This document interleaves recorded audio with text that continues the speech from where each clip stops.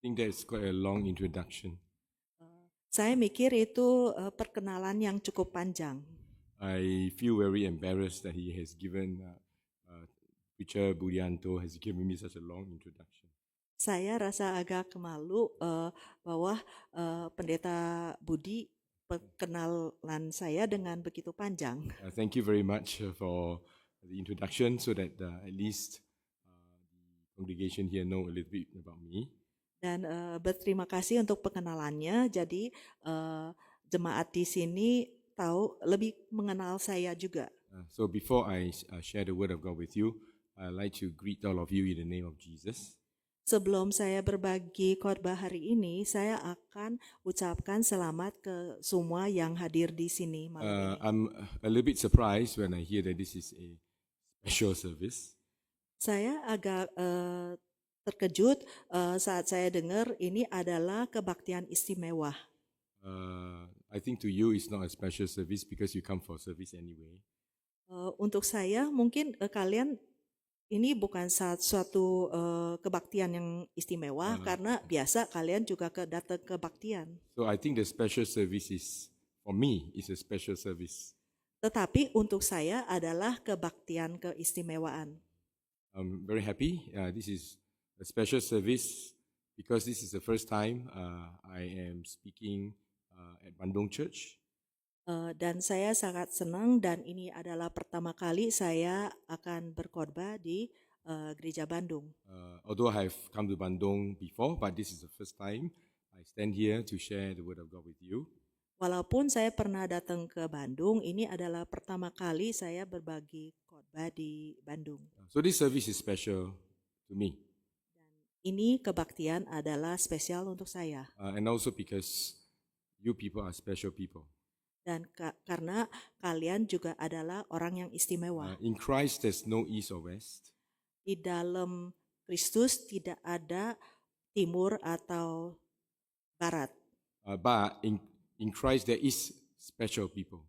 Tetapi dalam Kristus ada orang-orang yang istimewa. And you are special. Dan kalian semua orang istimewa. So I like you to turn to Deuteronomy chapter 7. Dan saya undang kalian semua melihatkan kitab Bilangan Deuteronomy chapter 7. Bilangan pasal 7. Because this is outside my script, so my interpreter is a little bit anxious.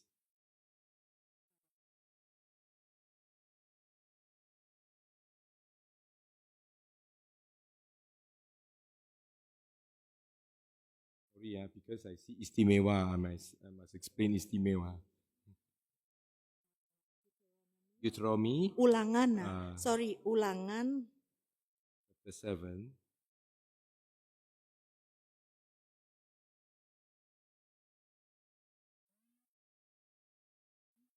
Verse 6.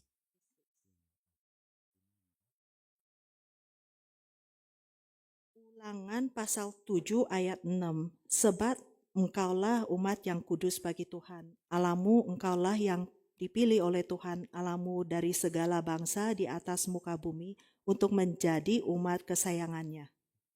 How come no istimewa? But here in English it says you are God's special treasure. Special treasure. It's okay. Dalam ayat bahasa Indonesia tidak ada kata istimewa, tapi di dalam ayat bahasa Inggris ada kata istimewa. So anyway, you are God's special treasure. Jadi kalian adalah hal yang istimewa di dalam Tuhan. So today I'm attending a special service. Dan hari ini saya lagi menghadirkan sesuatu kebaktian yang spesial. With special people. Dengan orang-orang yang istimewa. And because you are special, I become special as well. Dan karena kalian semua orang istimewa, saya juga jadi istimewa. At the end of the hymn that we sang just now is Satu dalam Kristus. Dan dari pujian yang tadi kita nyanyi yang kalimat terakhir berkata itu kita adalah satu dalam Kristus. So thank God and thank you for inviting me to share the word of God with you. Jadi bersyukur kepada Tuhan, juga berterima kasih sama kalian To make me- untuk mengundang saya to make me- berbicara sama kalian to make me feel so special. dan membuat saya berasa begitu istimewa. The topic I'd like to share with you this evening is with Christ, where there is neither slave nor free. Judul khotbah hari ini adalah di mana tidak ada budak ataupun yang merdeka. I'd like to share with you this, actually, it's taken from the book of Philemon. Apa yang saya mau bagi hari ini adalah dari kitab Filemon. There are 4 epistles written by Paul that are called prison epistles. Ada 4 kitab surat-surat yang ditulis oleh Paulus yang disebut surat-surat penjara. Philippians, Filipi, Ephesians, Efesus, Colossians, Kolose, and Philemon. dan Filemon. It's generally accepted that Paul wrote this when he was under house arrest in Rome. Secara umum ini dianggap Paulus tulis ini saat di bawah tahanan rumah di Roma. That's why it's called prison epistles, because he wrote them when he was under house arrest. Karena itu ini surat-suratnya disebut sebagai surat-surat penjara.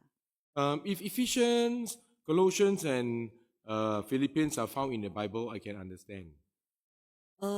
Jikalau kitab Efesus, Filipi ada diketemuin di dalam Alkitab, itu saya sangat mengerti. Because Paul wrote to churches. Karena Rasul Paulus menulis kepada gereja-gereja. And then he was talking about certain issues in the church that he wanted to address. Dan dia akan membahas hal-hal, masalah-masalah tentang setiap gereja. Certain instructions he wanted to give to the 3 churches. Dan ada pesanan-pesanan yang dia mau nyampaikan ke 3 gereja ini. But then Philemon is a personal letter to one man, a friend. Tetapi kitab Filemon adalah surat kepada seorang teman. So it's a personal matter between Paul and Philemon. Dan itu adalah urusan pribadi antara Paulus dan Filemon. How did it get into the Bible and why? Dan kenapa surat ini bisa sampai ke dalam Alkitab dan kenapa gitu? It is a personal matter, right? Itu sebetulnya urusan pribadi. Why should this be considered as part of God's inspired word to us? Kenapa itu akan dimasukin ke bagian dari kitab-kitab yang diilhami oleh Allah? But if you were to read the book of Philemon carefully, tetapi jika kita membaca kitab Filemon dengan teliti, we realize why. Kita akan mengerti kenapa. Because in the book of Philemon, we see the gospel played out in real life. Karena dalam kitab Filemon kita lihat penginjilan dapat dinyatakan dalam kehidupan kita. Because we always hear about gospel truth, especially in the epistles of Paul, a lot of gospel truth in theory, sometimes very deep, a lot of theology. Kita sering-sering dengar dalam kitab tentang kebenaran Injil, lalu teori-teori tentang keselamatan.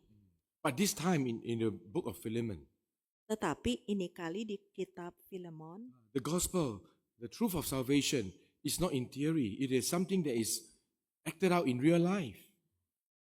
Injil dan berita keselamatan bukan hanya teori saja, tetapi diterjemahkan dalam kenyataan hidup. We see the gospel truth of the salvation of Jesus reflected in the story that involved 3 persons.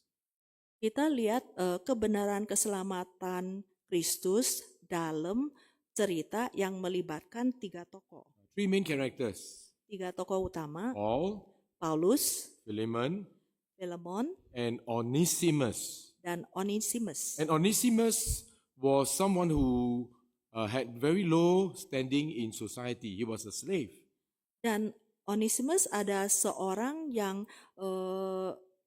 posisi sosial yang sangat rendah. Dia adalah seorang budak. And the letter of Paul to Philemon was to appeal. Paul was appealing regarding this runaway slave. He was a slave that ran away from his master. Dan di sini Paulus lagi memohon ampun untuk Onesimus. Dia adalah seorang budak pelari. He was a slave that ran away from his master, and then when he was running away, he became a Christian. Dia lari dari majikannya, dari tuannya, dan dalam perjalanan pelarian itu dia menjadi seorang Kristen. And after he became a Christian, when he was still a new Christian, Dan saat dia jadi Kristen, saat masih seorang Kristen yang baru, Paul wanted to send him back to his master. Paulus mau kirim dia kembali ke tuan dia sebelumnya. But his master was a Christian. Tetapi tuan dia yang sebelumnya juga seorang Kristen. Philemon was a Christian master. Filemon adalah seorang tuan Kristen. So if he were to send back his slave to Philemon, I'm sure Onesimus would be very frightened, right? He ran away. Now you want me to go back? Dan saat Onesimus mau dikirim kembali ke Filemon, pasti Onesimus sangat menakut karena dia udah lari dari tuannya. But Paul thinks it is good for Onesimus to go back. Tetapi Paulus merasa itu baik untuk Onesimus balik ke tuannya. So he wrote a letter to Philemon. Dan dia menulis surat kepada Filemon. When your slave come back, don't punish him. Saat budak kamu kembali, jangan menghukumin dia. Because at that time, a runaway slave, when he goes back to his master, he can face very heavy punishment. Karena di zaman itu, saat budak yang sudah lari dari tuannya balik, mereka akan dihukum dengan sangat-sangat berat. Because in those days, slaves were considered a possession, not a human, but a possession of the master. Sebab saat di zaman itu, budak dianggap sebagai seorang benda yang dimiliki, bukan seorang manusia. Just like your dog and your cow. Seperti anjing Anda atau kerbau Anda. So you can treat your slave in any way you want. Jadi kamu bisa dapat melakukan gimana maunya kepada budak Anda. That's why Onesimus was very, very afraid. Jadi Onesimus sangat-sangat takut. It was a blessing that he became a Christian. He get to meet Paul. Itu adalah berkat bahwa dia bisa menjadi seorang Kristen saat dia ketemu Paulus. But the thing is, if he did not meet Paul, he doesn't need to return back to his master, right? Tetapi seandai kata dia tidak ketemu Paulus, dia tidak perlu balik ke tuannya. He can continue to run, right? Dia bisa tetap lari. How come Paul knows my master? Kenapa Paulus kenal dengan tuan saya? But Paul wanted him to be comforted. Don't worry.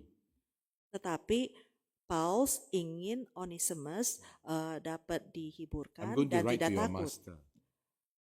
Saya akan tulis surat kepada tuan kamu. Number 1, don't punish you. Nomor 1, saya minta dia tidak menghukumin kamu. Number 2, Nomor 2, don't receive you back as a slave, but receive you back as a brother, because now you are a Christian. tidak terima kamu kembali sebagai seorang budak, tapi terima kamu kembali sebagai seorang saudara. Karena kamu sekarang orang Kristen. And besides writing to Philemon, Paul even wrote to the church that Philemon belonged to. Selain tulis surat kepada Filemon, Paulus juga tulis surat kepada gereja yang Filemon menjadi jemaatnya. Which is the church at Colossae. Dan itu adalah gereja yang di Kolose. So let's read Colossians. Jadi mari kita baca kitab Kolose. Colossians chapter 4, Kolose pasal 4 verse 7 to 9. dan sampai 9. Kolose pasal 4 ayat 7. Semua hal ihwalku akan diberitahukan kepada kamu oleh Tihikus, saudara kita yang kekasih, hamba yang setia dan kawan pelayan dalam Tuhan. Ayat 8.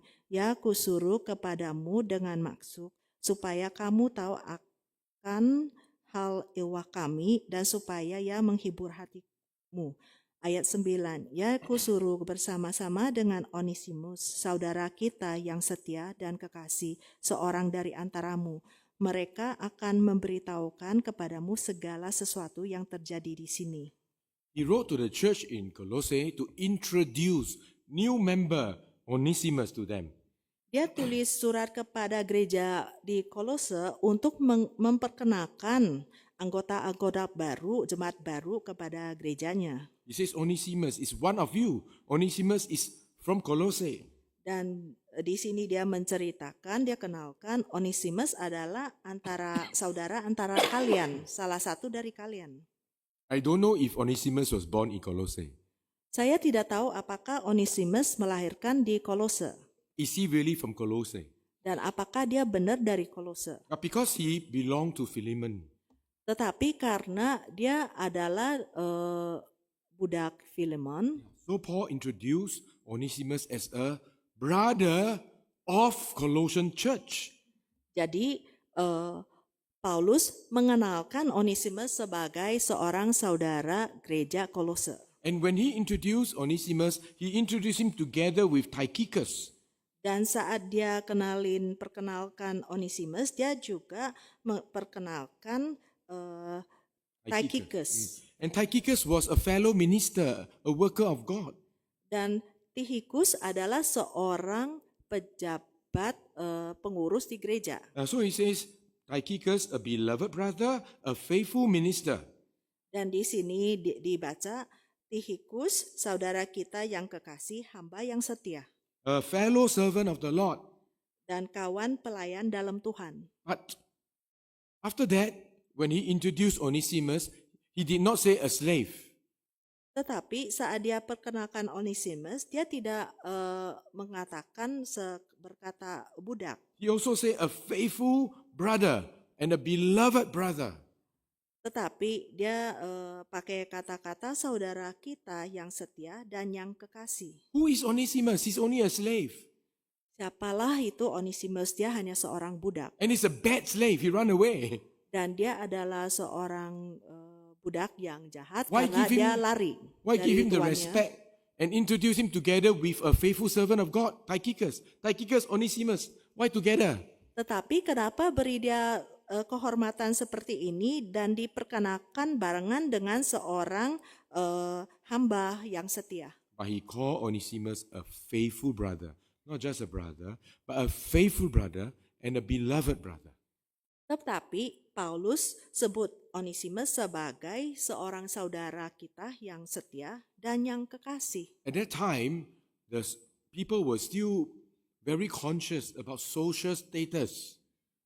Di zaman itu, di era itu, orang masih sangat-sangat peka, sangat sensitif terhadap posisi orang budak di masyarakat. So, a servant of God and a slave, big difference. Seorang hamba Tuhan dengan seorang budak itu perbedaannya sangat jauh. But Paul introduced these two together Tetapi Paulus perkenalkan mereka dua bersamaan and calls him a faithful brother. dan memanggil dia sebagai saudara yang setia. And it is very interesting because in Colossians, Paul also talked about slaves. Dan sangat menarik di sini di dalam Kolose, Paulus juga menceritakan tentang membahas tentang budak. Chapter 3. Pasal 3. Chapter 3 verses 10 to 11. Pasal 3 ayat 10 sampai 11. Ayat 11, dan telah mengenakan manusia baru yang Yeah, 10 and 11. dan telah mengenakan manusia baru yang terus-menerus diperbarui untuk memperoleh pengetahuan yang benar menurut gambar haliknya. Ayat 11, dalam hal ini tiada lagi orang Yunani atau orang Yahudi, orang bersunat atau orang tak bersunat, orang babar atau orang skit, budak atau orang merdeka. Tetapi Kristus adalah semua dan di dalam segala sesuatu. It says there's neither slave or free, right? Di sini dia menceritakan tidak ada budak atau orang yang merdeka. But then verse 22 says, Tetapi di dalam ayat Bond 22, servant, obey all things your master. di sini tulis, hai hamba-hamba, taatilah tuanmu. He still say, bond servants, obey your master. Tapi di sini dia masih menceritakan ada hamba dan taatilah tuanmu. According to the gospel, there's no slave or free. Kalau menurut Injil, sudah tidak ada perbudakan atau orang yang merdeka. But Christians still live in the world. Tetapi kita orang Kristen masih hidup di dalam dunia ini. Your master may not be a Christian. Tuan kalian mungkin bukan seorang Kristen. So if you are a Christian slave, you have to obey your master in all things. Jadi seandai kata kita adalah hamba kepada seorang tuan yang bukan Kristen, Because kita slavery- harus taati. Because slavery is still not abolished in society. Karena perbudakan masih belum benar-benar dihapus di masyarakat saat itu. So being a Christian, you still need to live in society and you need to negotiate between your gospel and your life. Jadi sebagai orang Kristen kita tetap harus bisa jalanin hidupnya antara kepercayaan iman kita dan kehidupan di dunia. And then in chapter 4, Dan di pasal verse 4 11, ayat 11, dan dari Yesus yang dinamain Justus, hanya 3 orang ini dari antara mereka yang bersunat yang menjadi temanku sekerja untuk kerajaan Allah. Mereka itu telah menjadi penghibur bagiku. just now Paul says, there is no Jew, no Gentile, no difference. Tadi Paulus mengatakan sudah tidak orang Yunani atau Yahudi. But over here, he says, Jesus called Justus, he is of the circumcision. Dan tapi di sini dia berceritakan Yesus yang nama Justus, dia adalah yang bersunat. No difference between circumcised and uncircumcised, right? That's what he said, right? Tadi dia berceritakan tidak ada perbedaan antara yang bersunat atau tidak bersunat. But there are still some people who see a difference. Tetapi masih ada orang yang pandang ini berbeda. Even after they become Christian, some Jews still insist that Gentiles cannot be saved unless they are circumcised. Jadi setelah mereka jadi Kristen, sebagian orang Yahudi masih berpendapat bahwa yang tidak bersunat tidak akan dapat keselamatan. So on the one hand, Paul says the gospel say, no slave or free, no circumcised, uncircumcised, no Jew, no Gentile. Jadi di satu sisi Paulus mengatakan udah tidak ada perbedaan antara yang bersunat atau tidak bersunat, antara orang Yunani atau Yahudi. But Paul teach the church how to behave in a world where there is still a difference. Tetapi Paulus mengajarkan gereja gimana kita tindak laku sehari-hari di dunia yang masih kenyataan ada perbedaan. And he says, among all his co-workers of the there's only one person, which is Jesus called Justus. Only one person of the circumcision who can be my fellow worker. Dan di sini dia mengatakan hanya satu orang yang namanya Yesus yang dinamain Justus yang bisa jadi teman sekerjaku. He's slowly changing the minds of the people that belonging to the circumcision. Slowly changing their mind. Di sinilah dia lagi pelan-pelan merubah pikiran orang yang terlalu hanya berpegang pada sunatan. Instead of forcing the issue, he worked with people. He learned to work with people who have a different thinking. Jadi daripada dia memaksakan, dia pelan-pelan bekerja antara mereka untuk rubah pikiran mereka. And with regards to Onesimus, Dan tentang Onesimus, he's doing the same thing. dia juga lagi lakukan hal yang sama. But because Onesimus' master is a Christian, Tetapi karena Tuan Onesimus adalah seorang Kristen, he wants the Christian master to behave like a Christian. Dia berharap, dia mau tuan Kristen ini This is, tindak sebagai seorang Kristen. this is what the epistle to Philemon is all about. Ini adalah cerita tentang di kitab Filemon. How to obey the gospel in a world where there is still a difference between slave and free.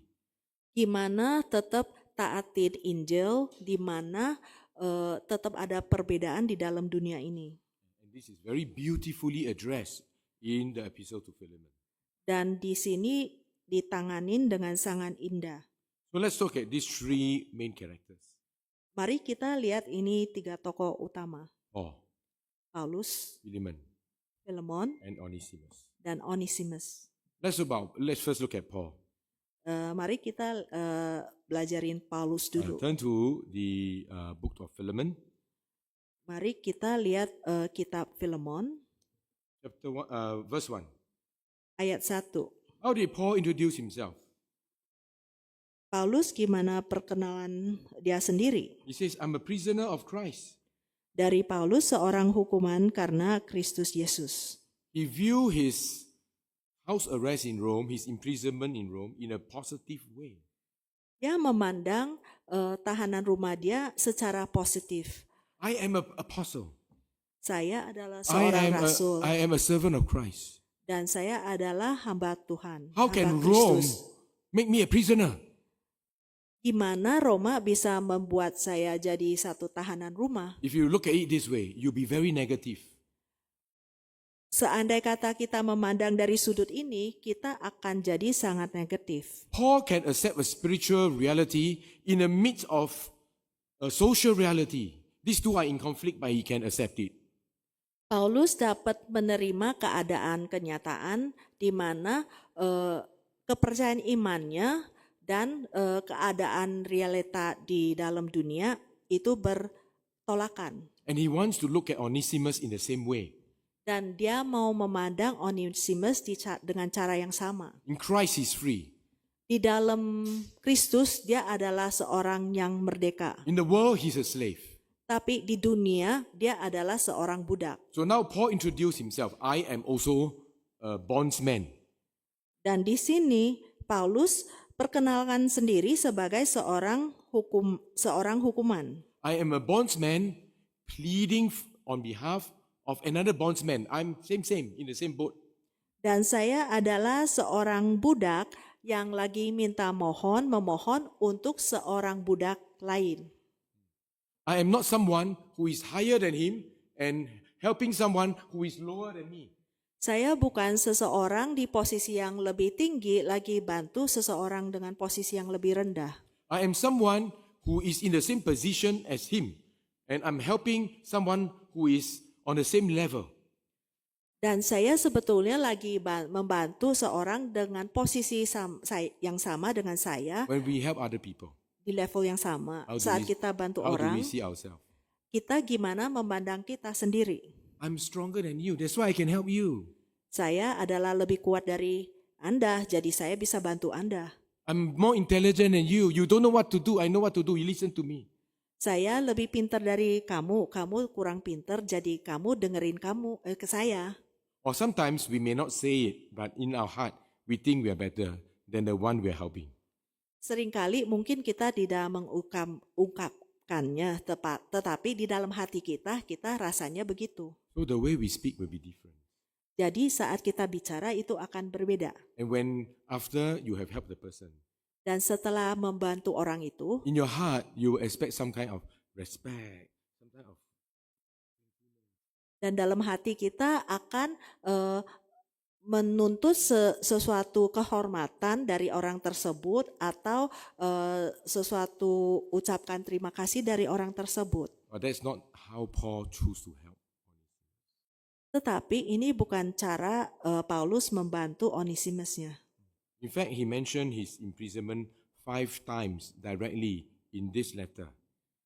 Tetapi sebetulnya di dalam kitab ini dia sebutkan tentang pemenjaraan dia 5 kali dalam kitab ini. Here in verse 1. Di dalam ayat 1 And then you see in verse 9, dan di ayat 9, he said, I am someone who is a prisoner of Jesus Christ. Di sini dia juga omong sekarang dipenjarakan karena Yesus Kristus. And then verse 10, Ayat 10, he says, Onesimus is my son when I'm still in my chain. I'm a prisoner. di sini dia mengatakan Onesimus adalah putraku waktu saya masih dalam penjara. 13, Ayat 13, I am in my chains. saya ada dalam belenggu. 23, Ayat 23, my fellow prisoner greet you. salam kepadamu sepenjara. This book Temanku is so sepenjara. short book. Kitab ini sangat pendek, But 5 times he called himself prisoner, prisoner, prisoner, prisoner. tapi ada 5 kali dia sebut sendiri sebagai orang yang dihukum. He considered himself a prisoner, not of the country, but a prisoner of Christ. Dia anggap sendiri dipenjarain bukan oleh negaranya, tapi oleh Tuhan Yesus Kristus. Yeah, verse 1, he didn't say, I'm a prisoner of Caesar. He didn't say that. Di ayat 1, dia tidak menceritakan dia adalah seorang hukuman dari Kaisar Caesar. I'm a prisoner of Christ. Tetapi saya seorang hukuman karena Kristus That's how he Yesus. looked at his imprisonment very positively. Itu gimana dia memandang pemenjaraan dia dengan sangat positif. Because I'm a prisoner of Christ. Karena dia adalah seorang hukuman karena I must Kristus do- Yesus. I must do what my master tells me to do.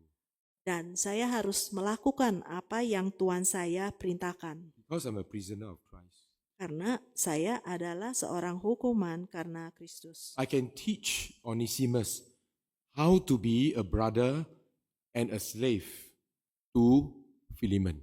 Saya bisa mengajar Onesimus gimana menjadi seorang budak juga seorang saudara kepada Filemon. And look at verse 8 to 10. Dan mari kita lihat ayat 8 ke 10. Paul knows that he has apostolic authority. Paulus tahu dia ada otoritas apostolika. He told Philemon, I can be very bold to command you. Dia berkata kepada Filemon, sebetulnya saya dapat perintah kamu. But because of love, Tetapi karena kasih, I don't want to command you, I rather appeal to you. saya tidak mau perintahkan kamu, tetapi saya mau memohon kepada kamu. What do you mean by because of love? Apa artinya itu karena kasih? Yes, because of love for Philemon, he doesn't want to command him. Karena dia kasih sayang sama Filemon, dia tidak mau memerintahkan Filemon. But also because of love for Onesimus. Tetapi juga karena kasih dia untuk Onesimus. He wanted to help Onesimus as a fellow bondsman, not as someone who is high above. Dia mau membantu Onesimus sebagai seorang budak yang bersama. This is the same as the Lord Jesus Christ. Ini adalah sama dengan Tuhan Yesus kita. Jesus became man. Tuhan Yesus menjadi manusia. Why must Jesus become man?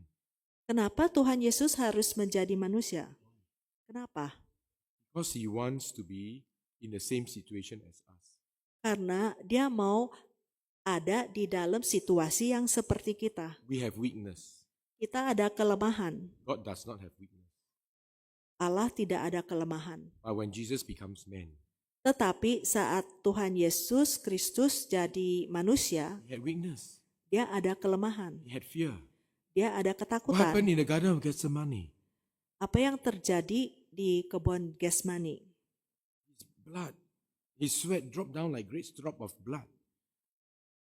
Keringat dia menurun seperti butir-butir darah. When he was on the cross, Saat dia ada di kayu salib, he suffered great pain. dia menderitakan sakit yang sangat-sangat Physical besar. pain as well as emotional pain. Sakit secara fisik dan juga secara batin. To be a priest, Untuk menjadi you imam, must be a man, a human. Anda perlu jadi seorang manusia. Only humans can be priests. Hanya seorang manusia bisa jadi imam. Hebrews 5 verse 1 says that. Ibrani pasal 5 ayat 1 mengatakan begitu. God cannot be a priest Allah tidak bisa menjadi imam because a priest represents men. karena imam mewakili manusia. So you must be a priest, you must be a man to represent men. Anda harus adalah seorang manusia untuk dapat mewakili manusia. So Jesus became man in order to represent men, to plead on behalf of God, of men. Jadi Yesus menjadi manusia supaya dia bisa jadi iman dan bisa memohon untuk manusia. And so Paul also pleaded with Philemon like a bondsman, someone in chains.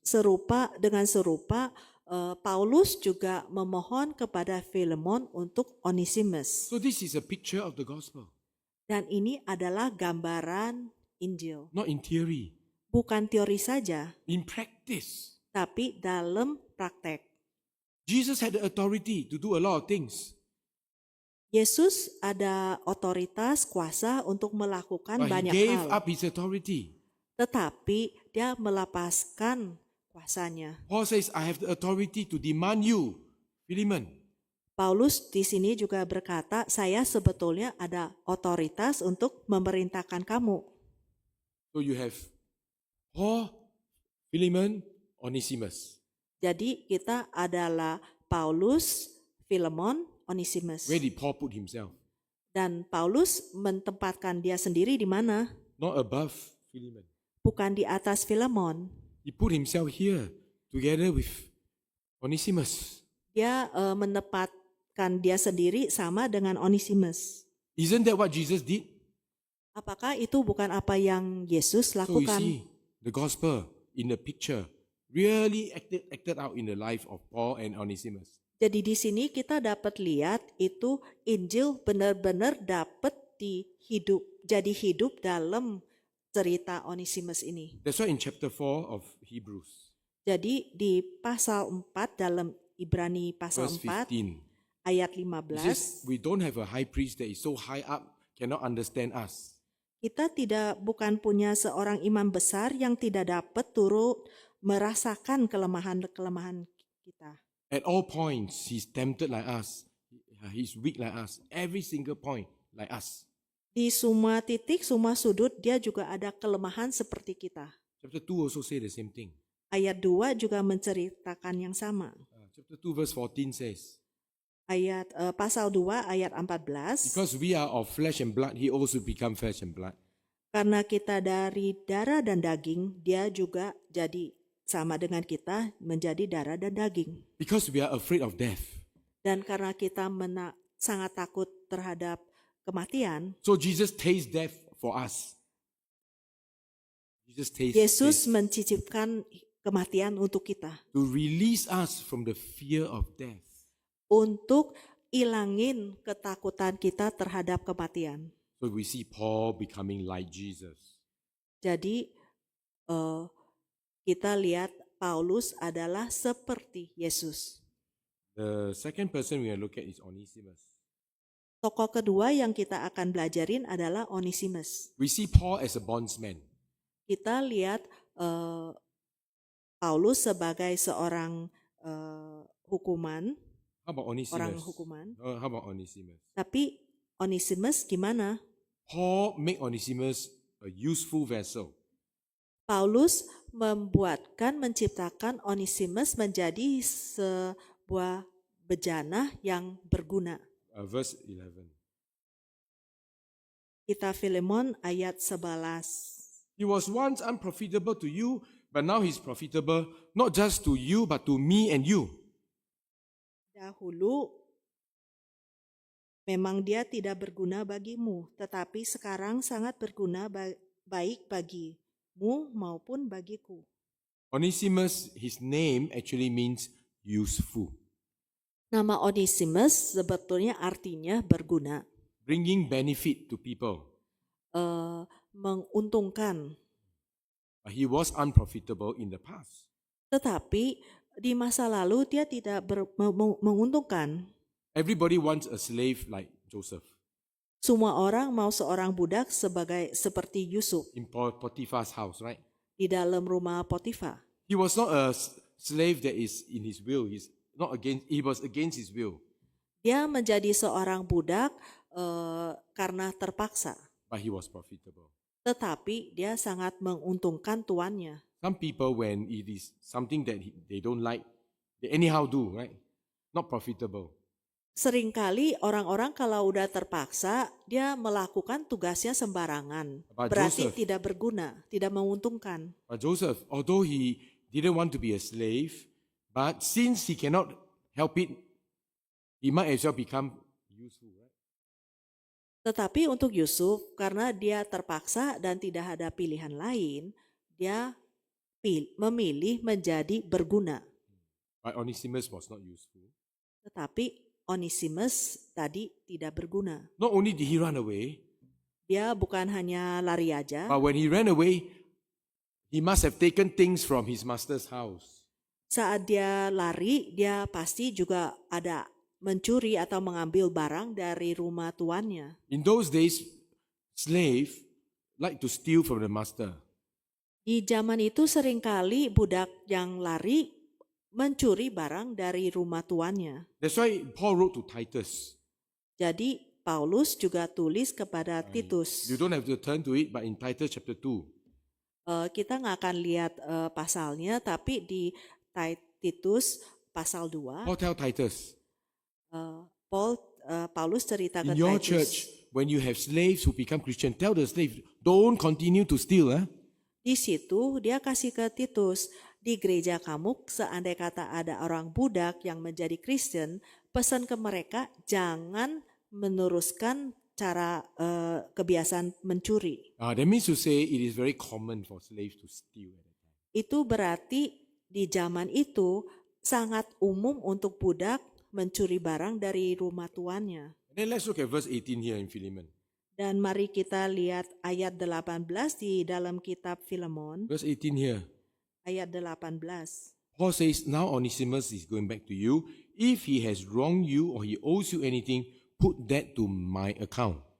Dan di sini Paulus berkata kepada Filemon, seandai kata Onesimus pernah merugikan Filemon ataupun berutang, tangguhkanlah semuanya kepada Paulus. Paul doesn't know how much Philemon owe. Would not know how much Onesimus owe Philemon. Paulus tidak bakalan tahu Onesimus berutang berapa kepada Filemon. But he's willing to pay everything for him. Tetapi dia sangat rela untuk membayarkan semua. This is very much like Jesus Christ again. Ini sangat-sangat mirip Yesus lagi. How much did Jesus pay for us? Berapa nilai Tuhan Yesus bayar untuk kita. When Jesus helped us, how much he helped us? Saat Tuhan Yesus membantu kita, Not just half, not just 90%, right? dia bantu kita gimana banyak. Bukan hanya setengah, bukan hanya 90%. He washed all our sins away. He take away all our debts. Dia menghapuskan, mencucikan semua dosa kita dan menghapuskan semua utang kita. Not only that, Bukan hanya begitu, he buy us and now we belong to him. dan dia telah membeli kita dan sekarang kita dimiliki oleh Tuhan And Yesus. so Paul considered Onesimus his son. Jadi Paulus menganggap Onesimus itu putranya. Verse 10 say, my son Onesimus. Itu diceritakan di dalam ayat 10. That's why he's willing to pay everything for him that he owed. Jadi karena dia putra Paulus siap rela untuk membayarkan If semuanya. you're only my neighbor, maybe I don't want to pay everything for you. Right? Jikalau Anda hanya seorang tetangga, mungkin saya tidak rela untuk bayar semua untuk You are my kalian. son. Tetapi Anda adalah anak saya. So, Paul was exactly having the heart of Christ. Jadi Paulus sebetulnya adalah miliki hati seperti Tuhan you see. Kristus. So you see, this is again the gospel in real life. Dan sekali lagi di sini kita lihat adalah Injil dalam kenyataan hidup. Paul understands Onesimus Paulus sangat mengerti Onesimus. because Paul himself was also unprofitable in the past. Sebab Paulus sendiri di masa lalu juga sangat-sangat tidak menguntungkan untuk tuannya. He knew what is being unprofitable. He knew. Dia tahu apa itu artinya tidak menguntungkan untuk tuannya. In the past, what was Paul? Di masa lalu Paulus seperti apa? He was God's servant Dia adalah hamba Tuhan because he was a Pharisee. karena dia seorang He Farisi. was working very hard for God. Dia kerja sangat keras untuk Tuhan. What did he work very hard for God in? Tetapi dia sangat keras kerja untuk apa? Teaching the Bible? Mengajar firman? Maybe. Mungkin. But he worked very hard to persecute Christians. Tetapi dia kerja sangat keras untuk menganiayakan orang Kristen. Because he thinks God doesn't like Christians. Christians are heretics. Karena dia anggap bahwa orang Kristen, Allah tidak senang sama orang Kristen. I teach the word of God to people. Saya mengajarkan firman Tuhan kepada orang-orang. But this Christian is against the word of God. Tetapi orang Kristen-Kristen ini lagi melawan ajaran Tuhan. And so I must bring this Christian into jail. Jadi saya harus penjarain mereka semua. So was Paul a profitable servant? Jadi saat To God? itu apakah Paulus ada seorang yang menguntungkan tuannya? It was exactly like Onesimus, a slave but unprofitable. Dia persis seperti Onesimus, seorang budak tapi tidak menguntungkan tuannya. But worse, Tapi lebih parah lagi, much worse. lebih parah lagi, Onesimus to only run away. Onesimus hanya melarikan diri. If he steal a little bit. Kalau dia mencuri, dia juga mencurinya But tidak what did I banyak. do to my master? Tetapi apa yang saya lakukan kepada Tuhan saya? My master sent his son to die for us. Tuhan saya mengirimkan anaknya untuk mati untuk kita. But I'm against his son. Tetapi saya I melawan anaknya. persecute those people who believe in Jesus. Tetapi saya menganiayakan anaknya dan juga orang-orang yang percaya sama dia. I did not just steal from God. I actually killed the people of God. Saya bukan hanya mencuri dari Tuhan, tetapi saya juga membunuh orang-orang Allah. The first Christian that died, who is the supervisor of his execution? Kristen yang pertama yang mati, yang meninggal, siapa adalah itu yang mengawasi eksekusinya? When Stephen was stoned to death, it was Paul Saat- who was looking at him being killed, his clothes put on at his feet, and he's there very happy. God, I'm doing great thing for you by killing this Stephen, stoning him to death. Saat Stephen dieksekusi, yang mengawasi prosesnya adalah Paulus, dan saat itu dia sangat gembira dan meletakkan bajunya dan dia mengungkapkan ke Tuhan bahwa Tuhan, ini saya lakukan So untukmu. who is worse, Onesimus, the unprofitable slave, or Paul, the unprofitable servant of God? Jadi siapa yang lebih parah? Onesimus yang tidak menguntungkan tuannya atau Paulus? 1 Corinthians 15, Korintus 1 pasal 15 verse 9 to 10. ayat 9-10. 1 Korintus pasal 15 ayat 9-10. Karena aku adalah yang paling hina dari semua rasul, bahkan tidak layak disebut rasul. Sebab aku telah menganiaya jemaat Allah. Tetapi karena kasih karunia Allah, aku adalah sebagaimana aku ada sekarang. Dan kasih karunia yang dianugerahkannya kepadaku tidak sia-sia. Sebaliknya, aku telah bekerja lebih keras daripada mereka semua. Tetapi bukannya aku, melainnya kasih karunia Allah yang menyertaiku. But because he was a persecutor of the Christians. He did so many bad things against the church. Tetapi karena dia adalah seorang yang menganiayakan orang Kristen dan lakukan banyak hal yang jahat terhadap orang Kristen dan gereja, So now he made his life goal to be as profitable as he can. He worked extra hard than the other apostles to be profitable to Christ. jadi dia menjadi satu target hidup dia untuk menjadikan sendiri menguntungkan semaksimalkan menguntungkan Tuhan dan gereja. And so he says, I'm less than the least of the. I'm not worthy to be called the least of the apostles.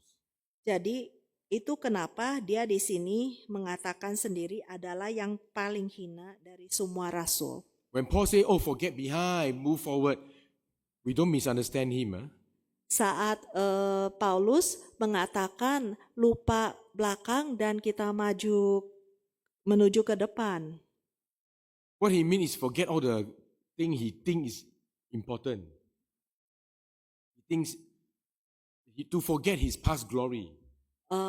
Yang masuk dia adalah lupain kejayaan masa lalu. But he did not forget his past sins. Tetapi dia tidak melupakan dosa-dosa yang dia lakukan di masa lalu.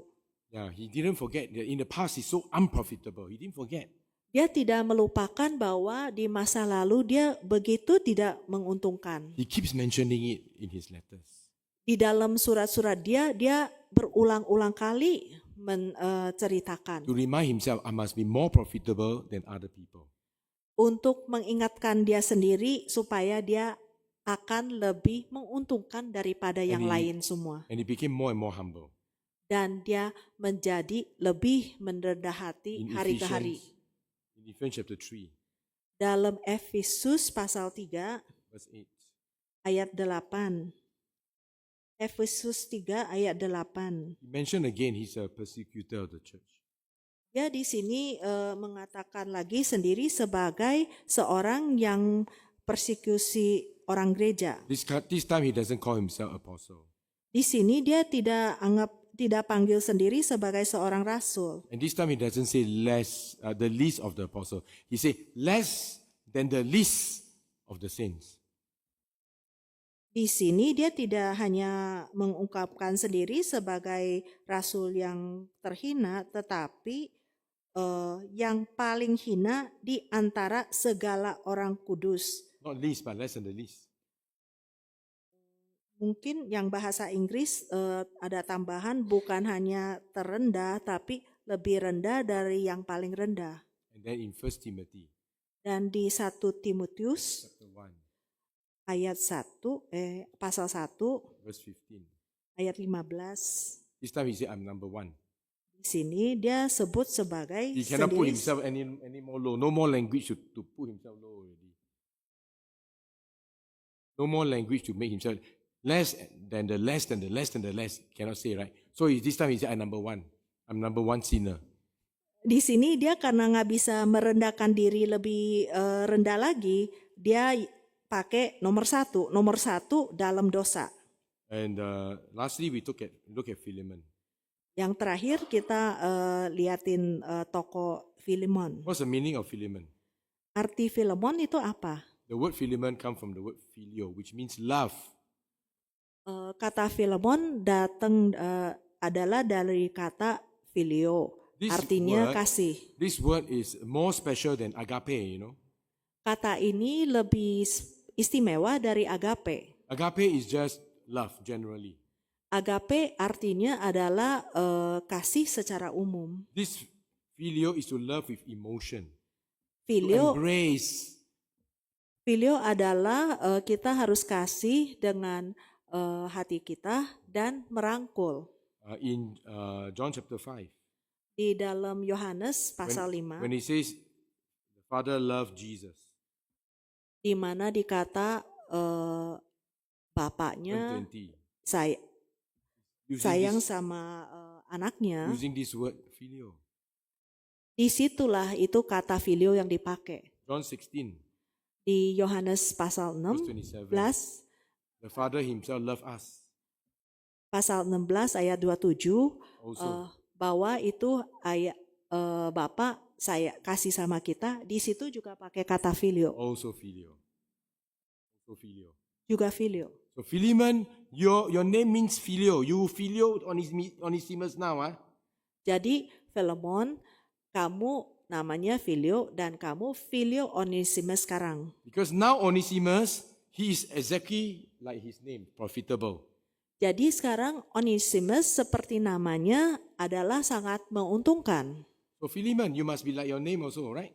Jadi Filemon, kamu juga harus seperti nama kamu. So verse 17, he writes to Philemon, Dan di dalam ayat 17 dia menulis kepada Filemon, if you are my partner, kalau engkau menganggap aku teman seiman. this word actually means what? Ini katanya apa? Artinya This apa? word means you share in the same kind of thinking as me. Artinya berarti pikiran kamu, kita berbagai pikiran yang sama. You share in the same life goals as me. Kita mempunyai goal yang sama. If you think the same as me and you live your life with the same goal as me, then you must accept Onesimus.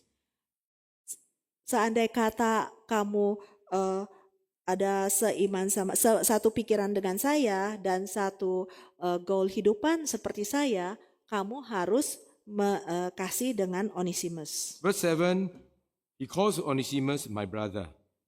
Di ayat 7 dia panggil Onesimus sebagai saudaraku. Verse 10, he called Onesimus my son. Verse 7, he called Philemon my brother. Verse 10, he called Onesimus my son. Di ayat 7 dia panggil Filemon sebagai saudaraku. Dan di ayat 10 dia memanggil Onesimus sebagai anakku. So what is Philemon to Onesimus? Jadi Filemon kepada Onesimus adalah Uncle. apa? Paman. It's just like Jesus saying on the cross to Mary, hey look, your son. And he told John, hey look, your mother. Ini seperti apa yang kata Yesus Kristus di atas salib kepada Yohanes dan kepada Maria, ini adalah ibumu. Dan sebaliknya ini adalah anakku. So, my brother, look, my son. Jadi ini lagi berkata, lihat ini anakku. And then he says, verse 16, you must accept Onesimus like you accept me. Di dalam ayat 16 dia juga berkata, terimalah Onesimus seperti Anda terima saya. Meaning to say, Onesimus is important like apostle. I'm apostle, right? You accept him. Not slave. Artinya Onesimus adalah seorang penting, seperti saya seorang rasul, bukan seorang budak. Lastly, Yang let's terakhir, read 20 and 21. mari baca ayat 20 dan 21. Ya saudaraku, semoga engkau berguna bagiku di dalam Tuhan. Hiburkanlah hatiku di dalam Kristus. Ayat 21. Dengan percaya kepada ketaatanmu, kutuliskan ini kepadamu. Aku tahu lebih daripada permintaanku, ini akan kau lakukannya. Again, he called Philemon brother. Sekali lagi di sini dia memanggil Filemon sebagai saudaraku. And he said, brother, give me joy, give me happiness. Dan di sini dia omong, saudaraku, hiburkanlah hatiku. Verse 7, he also say, great joy. Dan di ayat 7, dia juga sebut kegembiraan. Onesimus, his name, Onesimus namanya, come from the same word as joy.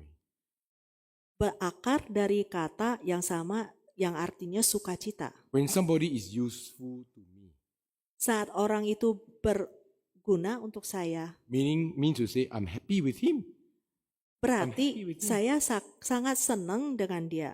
So now Onesimus, I'm happy with Onesimus. He's useful to me. Berarti kata lain, sekarang saya senang dengan kamu Onesimus, karena kamu sangat beruntung untuk saya. So Philemon, you also give me joy. You also be like Onesimus, be useful to me. Jadi Same word. dia juga omong, Filemon, kamu juga harus berguna untuk saya. So we thank God for this sharing. Dan kita bersyukur kepada Tuhan And back to untuk service. perbagian hari ini.